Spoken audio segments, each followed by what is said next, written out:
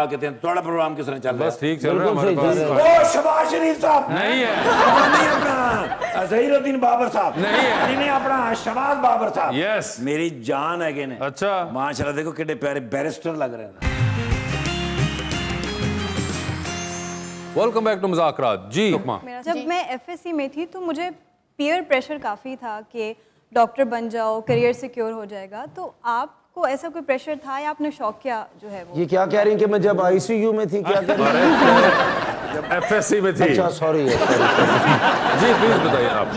کہ ہم جس سوسائٹی میں رہتے ہیں وہاں پہ, اور ابھی فی الحال ہم جس جنریشن میں چل رہے ہیں, ہر لڑکی کو پریشر ہوتا ہے, ہر لڑکی کے ہر لڑکے کو پریشر ہوتا ہے پیرنٹس کی طرف سے, سوسائٹی کی طرف سے, خاص طور پہ ایف ایس سی میں کہ آگے کہاں ایڈمیشن ہوگا, ایم بی بی ایس میں ہوگا یا کہاں پہ ہوگا. لیکن یہ ہے کہ جہاں بھی ہو جاتا ہے اللہ کی مرضی سے بہتر ہو جاتا ہے. آپ نے کیا کیا ہوا ہے بیسکلی؟ میں نے سائیکالوجی کی ہوئی ہے, لیکن میں نے ایف ایس سی پری میڈیسن میں کی تھی.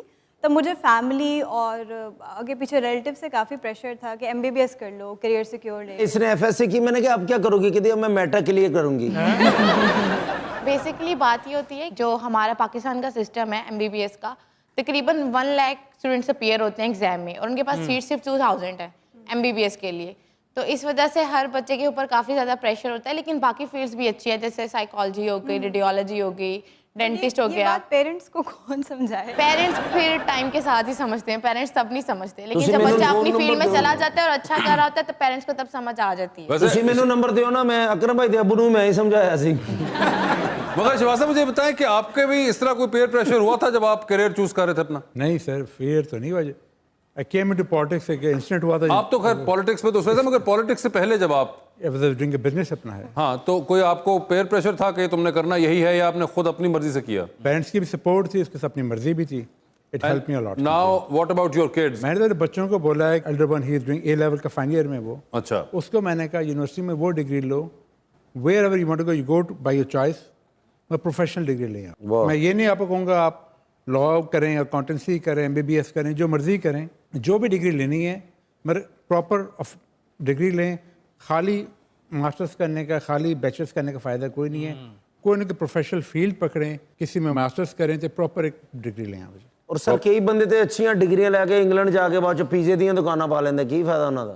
یار یہ تم نے انگلینڈ کا ذکر کیوں کر دیا؟ اچھا خاصا میں اوائڈ کر رہا تھا اس بات کو. سر آپ کا ویزا ہے انگلینڈ کا؟ بالکل ہے جی سر, چکر لگا آپ کا؟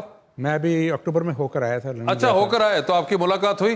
قائد معصوم کو مل کر آیا ہوں. بالکل جی. اچھا جی, تو کہاں ایون فیلڈ میں ہوئی ہے؟ ان کے آفس میں ایجور کے پاس. اچھا آفس میں گئے تھے, وہاں پر گیا تھا. تو کوئی واک شاک کرنی تھی آپ نے اکٹھے؟ ہم گئے, میں تھا وہاں پہ, میرے ساتھ کلیگ ہیں جلال چودھری ہیں, وہ ساتھ میرے گئے تھے. طلال چودھری بھی ساتھ تھے؟ جی اوئے ایونٹ اوور دیئر. میاں صاحب سے اچھی ملاقات ہوئی ہے اور انہوں نے بڑی شفقت کی ہمارے ساتھ. وی ہیڈ کافی ٹائم انہوں نے دیا. سو نائس آف ہم. تو کب آ رہے ہیں پھر؟ انشاءاللہ جب آنا ہوگا آ جائیں گے. تھوڑے کہنے سے کدھر آن گے؟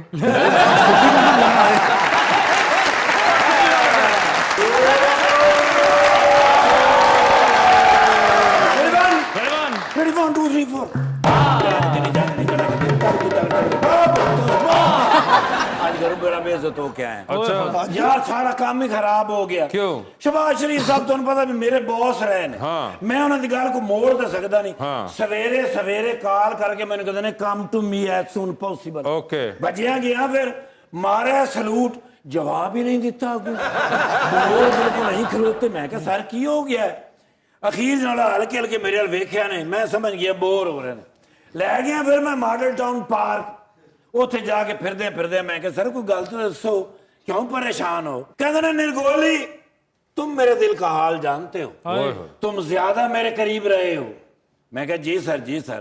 کہتے ہیں آج دے دور چ بندہ انی دیر شادی شدہ نہیں رہندا جنی دیر میں سی ایم رہا. میں کہا سر تھوڑی گل وڈی ہوندی ہے, لیکن ہویا کی ہے؟ کہتے ہیں کہاں گئے وہ فیتے, کہاں گئے وہ نعرے, تقریریں, کہاں گئے وہ سارے؟ ہاں میں کہ نیب والے بیچارے ایک ہی گل کر رہے ہیں. میں کہ سر مطلب تسی بور ہو رہے ہو. کراؤڈ, تسی بڑا کراؤڈ ویکھیا ہے؟ کہندے نے ہاں نرگولی بس یہی بات. میں کہ سر 5 بجے تسی آنا ہے, کراؤڈ ہے کراؤڈ ہوئے گا. میرے بچے دی سالگرہ ہے گئی, آ گئے نے, وڈے بوٹ پائے ہوئے, وڈا لانگ کوٹ پایا, وڈا ہیٹ پایا ہویا, تے وہی اپنا وردی پائی ہوئی. ਅੰਦਰ ਵੜੇ ਨੇ ਤੇ ਕਹਿੰਦੇ ਨੇ ਮੈਂ ਨਹੀਂ ਮਾਨਤਾ, ਮੈਂ ਨਹੀਂ। सर जी ये जलसा नहीं है, मेरे बच्चे की सालगिरह है। कहते ने हाँ मुझे याद आया, अगे आए ने आके नौलाना जी मैं केक स्पैशल बनवाया सी। अच्छा हाँ केक दे उत्ते मैं अंडरपास बनवाए सी, बनाए सन, 20-25 में मोमबत्तियां लाइयां सन, ਉਹ ਐਂ ਕਰਕੇ ਮੈਂ ਰੱਖਿਆ ਆਪਣੇ ਬੱਚੇ ਦੇ ਅੱਗੇ। ਹਾਂ ਪਹਿਲੇ ਤੇ ਐਂ ਕਰਕੇ ਵੇਖਿਆ ਨੇ ਹਾਂ ਤੇ ਬੱਤੀਆਂ ਨਾਲ ਵੇਖ ਕੇ ਕਹਿੰਦੇ ਨੇ ਇਤਨੇ ਮਾਈਕ मोमबत्तियां आपके लिए लाए थे, ऐं करके मिटा देते ने केक के ऊपर ही। हाँ जी वो मेरे बच्चे दे हाथे छुरी सी, ऐं करके खोई ने छुरी, कहते नहीं ये सब मेरे कायद मियां नवाज शरीफ की काविशों का नतीजा है, ऐं करके सारा काट देता नहीं, काट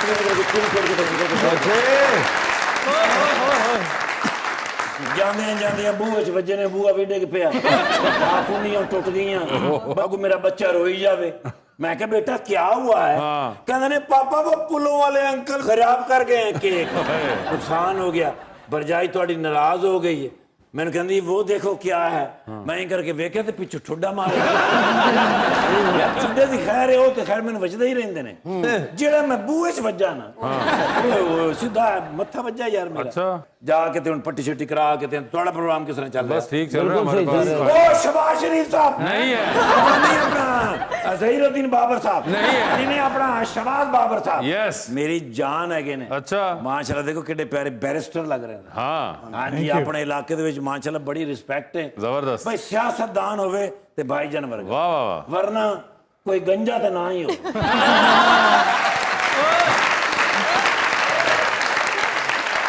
अपना डॉक्टर अनीज़ा साहब यस माशाल्लाह मॉडल है ने, यस कितने है ने मॉडल पाकिस्तान ਦੇ टॉप मॉडलों चो एक ना है बिल्कुल माशाल्लाह की ना है अनीज़ा डॉक्टर अनीज़े भाई कमाल कमाल भाई डॉक्टर साहब वास्ते कुछ मंगाया अभी हम बात कर रहे हैं डाला मैं छड़ के लेकिन ਇਹਨਾਂ ਕੋ ਡਰਨ ਦੀ ਜ਼ਰੂਰਤ ਨਹੀਂ, ਅੱਜ ਇਹਨਾਂ ਦੇ ਬੇਟੇ ਦੀ ਸਾਲਗਿਰਾ ਤੇ ਫਿਰ ਉਹ ਸਾਰਾ ਖੁਸ਼ ਹੈਗੇ ਨੇ।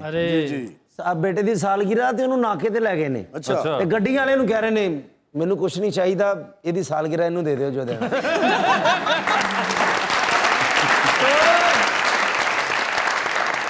तो की फायदा होया, 10 गड्डियां लेने क्या विच 2 ने दिता मनूस लोग है ने, हालात नहीं है।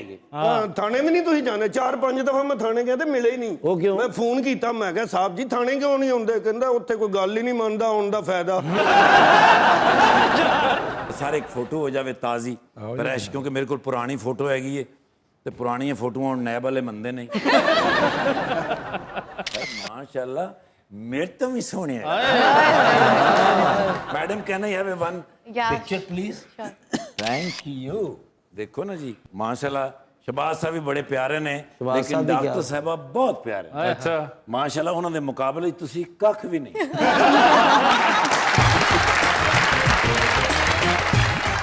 अस्सलामुअलैकुम जी, मेरा नाम अली रज़ा है और मेरा क्वेश्चन जो है वो चौधरी शहबाज साहब से है। नून लीग के डिफरेंट जो पॉलिटिशियंस हैं वो मियाँ साहब की वापसी की डिफरेंट डेट्स दे रहे हैं, तो मेरा असल में सवाल ये है कि मियाँ साहब को क्या खुद भी पता है कि वो कब आ रहे हैं?